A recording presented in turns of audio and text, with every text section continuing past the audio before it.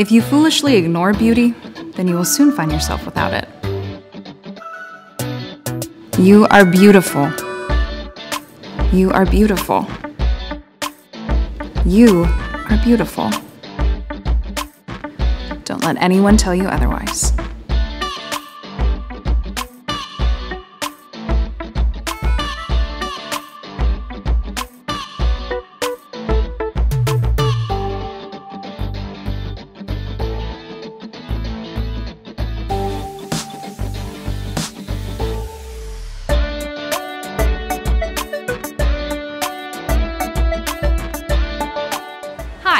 I'm Louise Gerhards, and I am your host for the documentary Life of a Makeup Artist, where each episode will follow a makeup artist and see what a day in their life is like. Today, our episode follows Lauren Falls, a phenomenal makeup artist, but I don't want to give too much away. Are you ready to meet her? Let's go.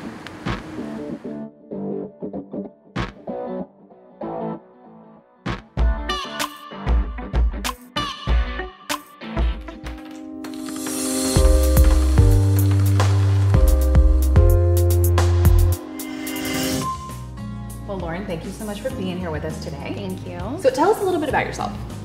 Alrighty, well, my name is Lauren Falls. I've been in the makeup and hair world for about 7 or 8 years now.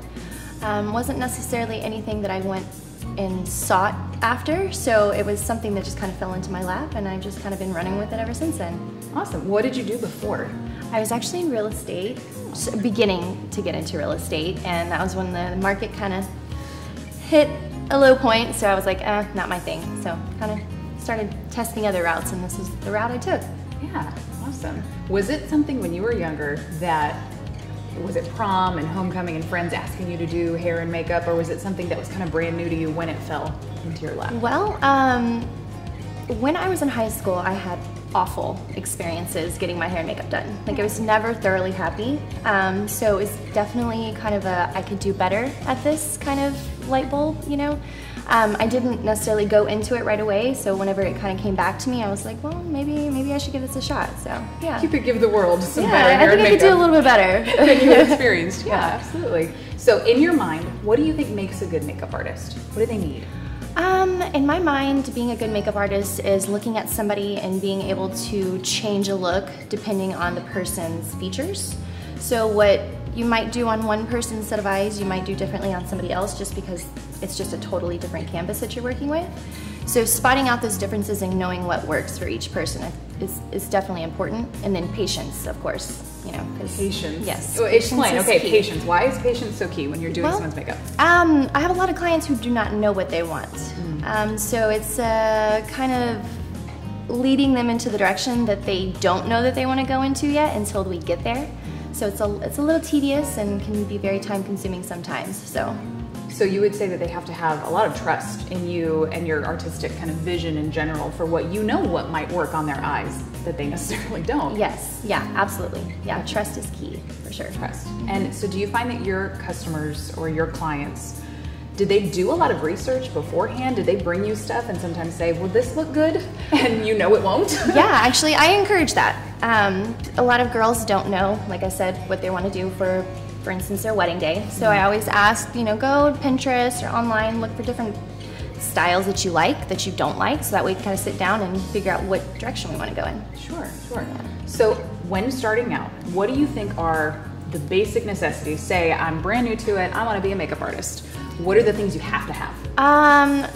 In order to get started as a makeup artist, you definitely want to have a full, well-equipped kit. That's your office on wheels.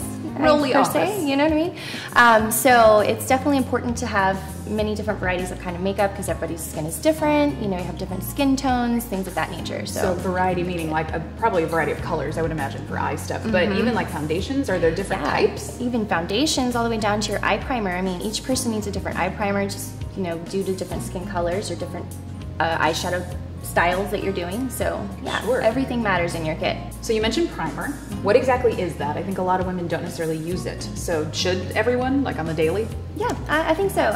Primer is definitely a great tool as far as making your makeup last. It gets really hot here in Houston, so that humidity can really put a wear on your makeup. So the primer keeps that in place, and really enhances the longevity of your wear for the day. So, weddings. You do wedding makeup. What type of venue situations do you say you cover most?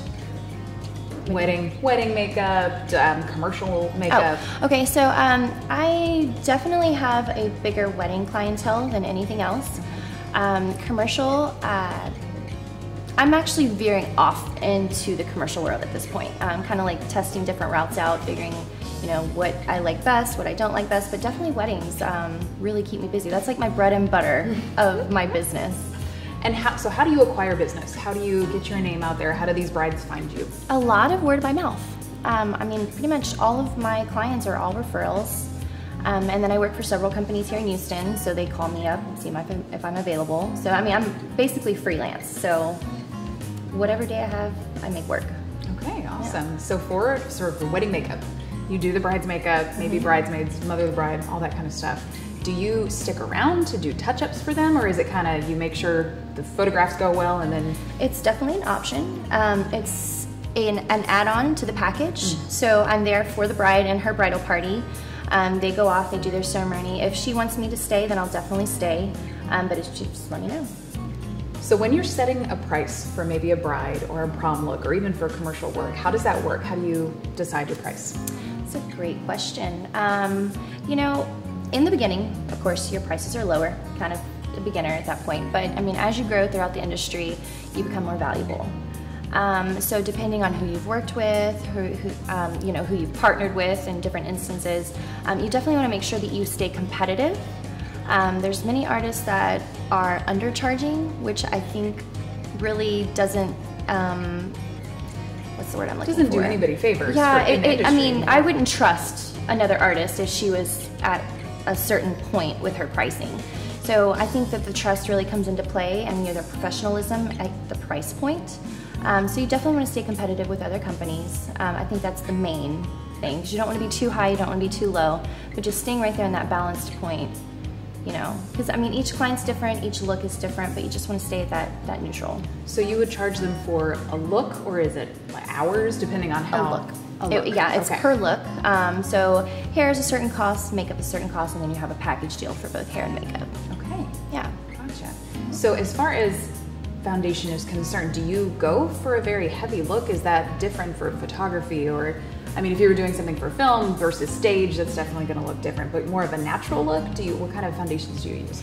Well, each client is definitely different. I definitely try to cater to each person's different style. I'm a big fan of airbrush. A lot of my brides, they all request airbrush. So I have different levels just depending on what their style might be. My personal and favorite style is a little bit more heavy.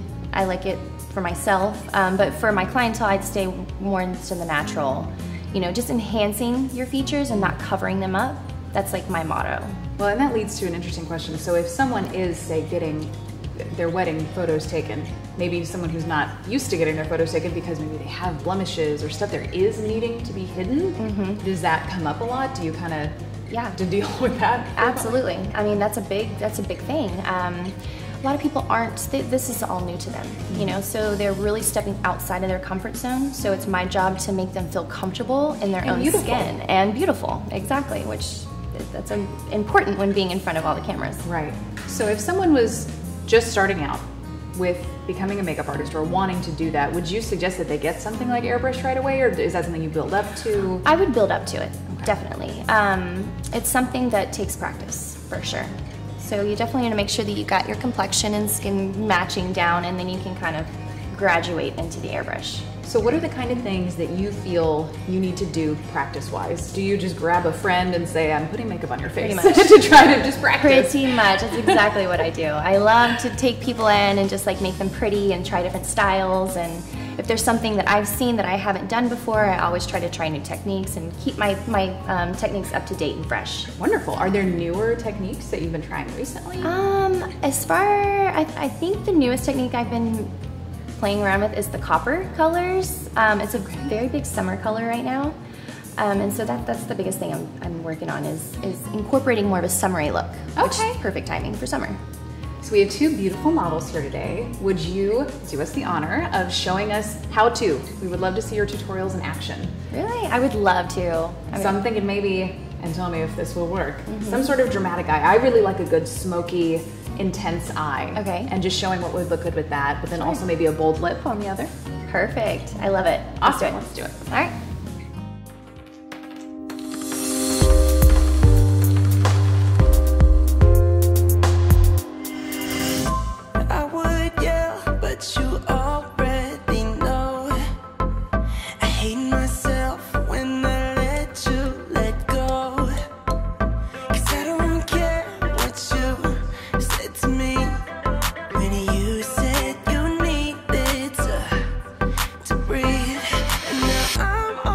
So we're gonna go ahead and start with clean pair of lips. She did exfoliate prior to this and she added some moisturizers, so that always helps when applying anything to the lips. I'm taking Spice, which is a lip pencil. It's a darker brown color, and we're gonna go ahead and line the lips. The reason I chose this color is because I went with more of a coppery eye look. So I wanted to go with something that complemented what we had on the eyes. And so whenever I am lining her lips, I'm making sure to get all the edges, and I'm coloring midway in as well. And then I'm gonna take my lip brush and I'm going to feather that in to the middle of the lip. So that way that there's no harsh lines and you get a gradation from the darker brown in towards the inner to a lighter brown.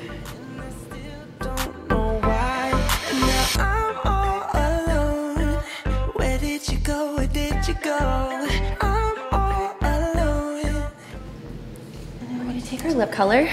Let's see here. I'm gonna go with Peach Stock, which is this color here. And we're gonna start at the middle of the lip.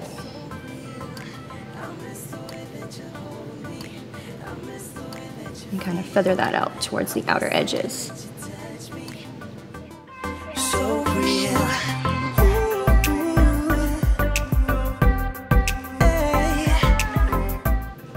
The reason I put a lighter color on the middle of the lip is because we're trying to enhance the size of her lips. So when you want a bigger, fuller lip, you want to start with your lighter colors on the inside and work out towards the outer edges with your darker colors.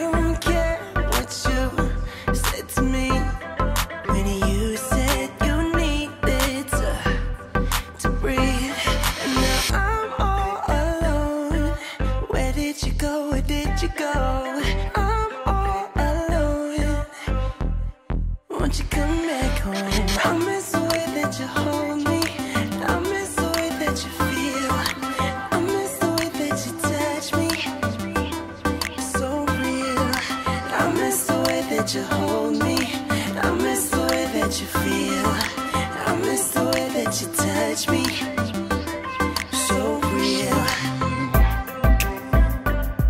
yeah, so real, miss the way, miss the way, miss the way, hey, so real, oh yeah. Broke me down, baby, too many times. You just ain't fair, and I still don't know why. And now I'm all alone. Where did you go? Where did you go?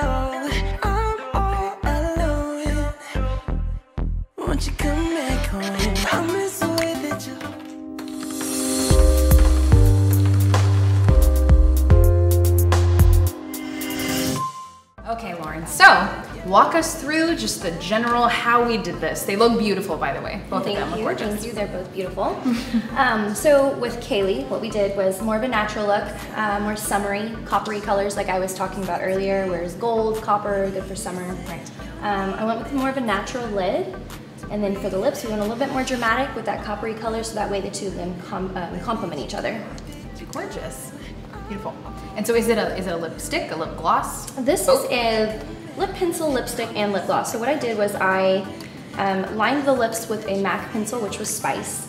Then I topped it with the lip color, which was Paramount, and then I topped it with a lip gloss right in the center of the lip with just a gold, nice shimmery color. Awesome. Okay, so you mentioned MAC. Is that a product brand that you like?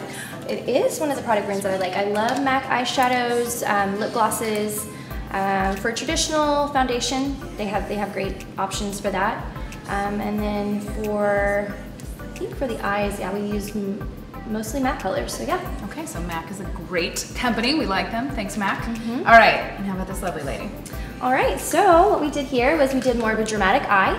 We did a purple through the crease. We lined it very heavily and feathered that black color up into the crease to give it more of a dramatic cat eye look. And then with the lips, we didn't go with anything too crazy, with something very subtle to kind of tie in that purple color. So our major differences basically being heavier eye, more of a muted, toned down lip, or vice versa. Exactly, yeah. So here we went more natural, heavier on the lip, and then over there we went with more heavier eye, lighter on the lip, so that way the two of them aren't competing with each other. Right, definitely makes sense. Lovely, ladies. That's great. So how would our viewers go about reaching out to you if they were interested in booking you? Okay, you can reach me at lauren@tobepure.com, or find me on Instagram, which is Pure MUA, or on Facebook, which is To Be Pure Makeup and Hair. Wonderful. Well, thank you so much for tuning in to the first episode of Life of a Makeup Artist. Make sure you subscribe and like us on Facebook, Instagram, and tune back in for our second episode.